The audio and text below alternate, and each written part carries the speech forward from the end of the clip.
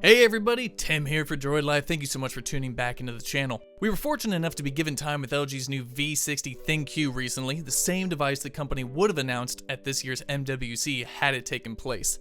Instead of LG launching a G series device in the first half of the year like we're used to, the company is instead pushing out a new V series phone, and that's all because of 5G. LG wants to ensure they have a device available to buyers that is capable of accessing it. So yeah, that makes perfect sense to us. So let's go over this device, what it offers, and when you can buy it. This is our hands-on with the LG V60. In the past, we've called the V series from LG the stuffing things phone, since LG has never had a problem stuffing anything and everything in terms of specs and features into them. The V60 doesn't sway from that all too much, though it is missing a few key specs that would make the new S20 lineup from Samsung look a bit more enticing.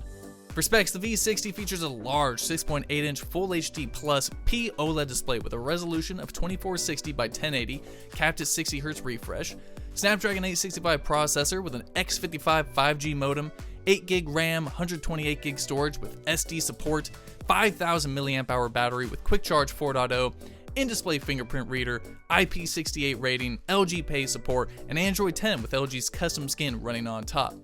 On the back, LG has included what's technically a triple camera system, consisting of a 64 megapixel standard lens capable of 8K video capture, as well as a 13 megapixel wide angle lens and time of flight sensor. On the front, there's a 10 megapixel camera for your selfie needs. As for marquee features, LG highlights the phone's quad DAC and headphone jack for the audiophiles among us, as well as a voice bokeh feature for video recording. Using 4 onboard microphones, the phone is able to hone in on human voice extremely well, even when in noisy environments. The big highlight is LG's inclusion of a new and improved dual screen attachment for the device, similar to what was available for last year's G8X.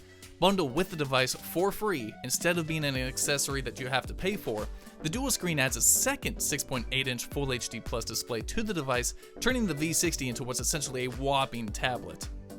With the dual display, you can stretch supported apps across both displays, run multiple apps simultaneously, or also use the secondary display as a dedicated gaming pad in select gaming titles.